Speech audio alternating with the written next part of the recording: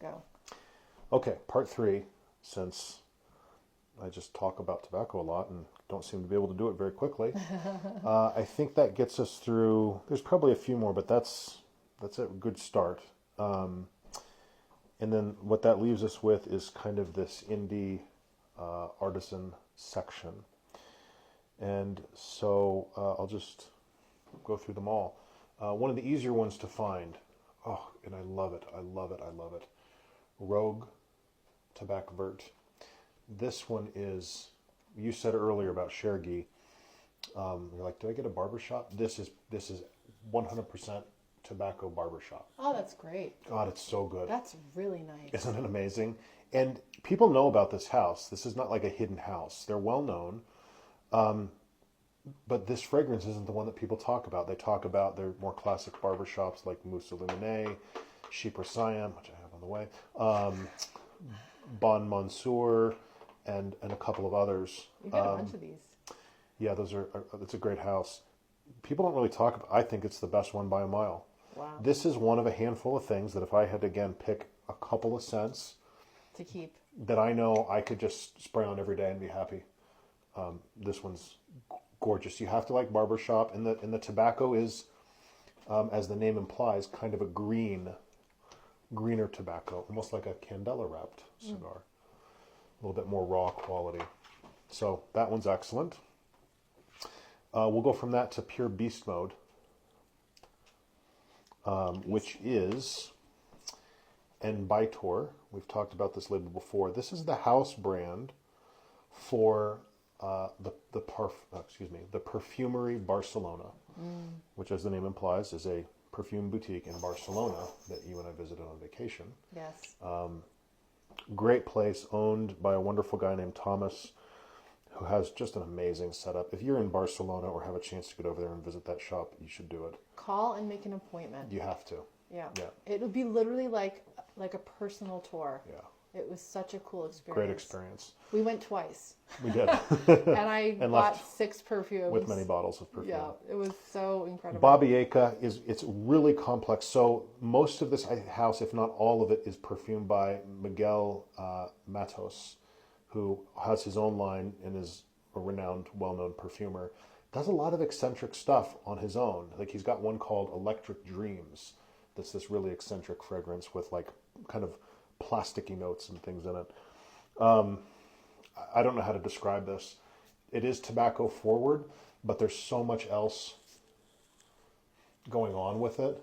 For me, I smell kind of banana and graham cracker. I get the mild banana comparison. There is a sweetness to it.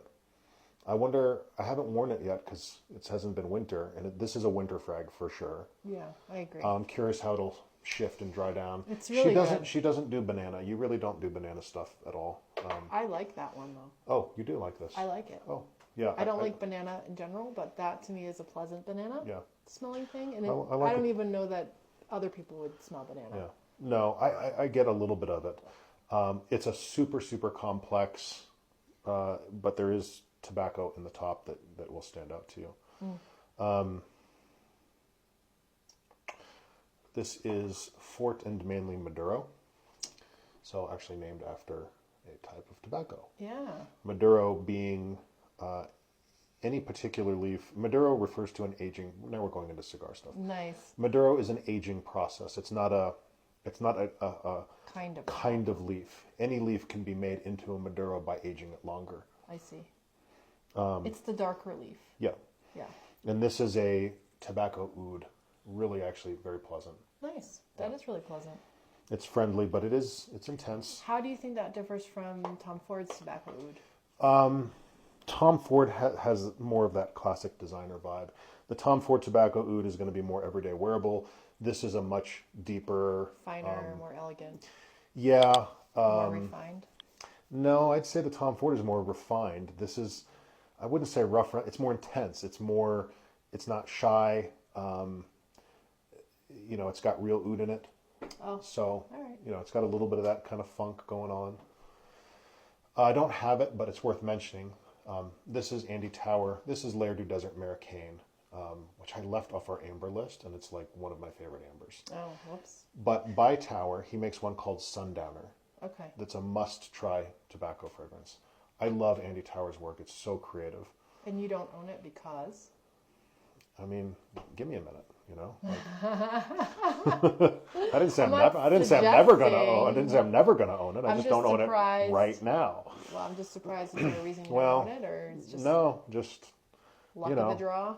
Yeah, pretty much. Luck with the credit card. As soon as I sell off the rest of the PDMs and some other stuff I don't wear. Okay, from my favorite house, Clandestine Laboratories. Mr. Mark Sage, his Orpheus. Tobacco.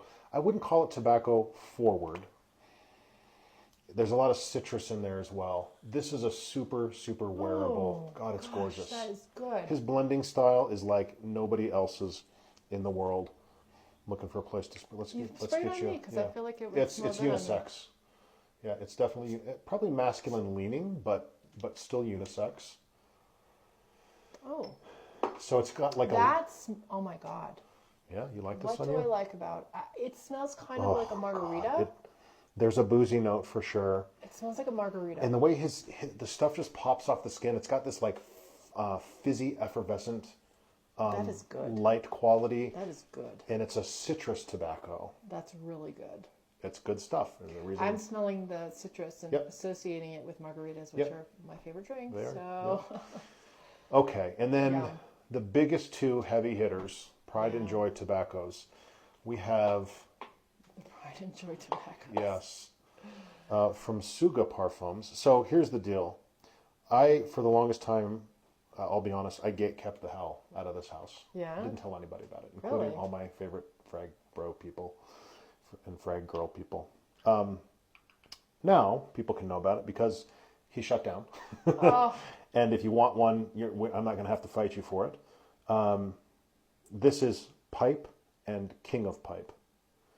And very similar, but King of Pipe, he took, basically it's 80% of the formula of King of Pipe is this, plus additional tobacco absolutes and ouds and things like that. I sprayed this on, and you came home 2 hours later. And smelled it. And you walked in the house, and you were like, oh my God, what is that? Yeah. And I went and ordered a backup bottle. Did you really? Sure did. Where's it hiding? It's my very first. It's in storage. This was my first backup bottle that I bought. I smelled this and I'm like, there's no way I get that, I can be without it. Such a cigar guy. Yeah, and you can like see like the thick resinous kind of juice that drips out. It's like pure brown liquid. So the pipe is actually more wearable and it has a little bit more sweetness. And then King of Pipe is just like punch you in the face, like tobacco juice. Gosh, like imagine taking a box of like well-aged cohibas and just soaking them in like sandalwood and tincture or alcohol tincture for like years. And then the juice that it turns into, spraying that on your body and getting, nicotine poisoning and having to go to the hospital. But those are by far the two best tobacco fragrances in the collection. Great.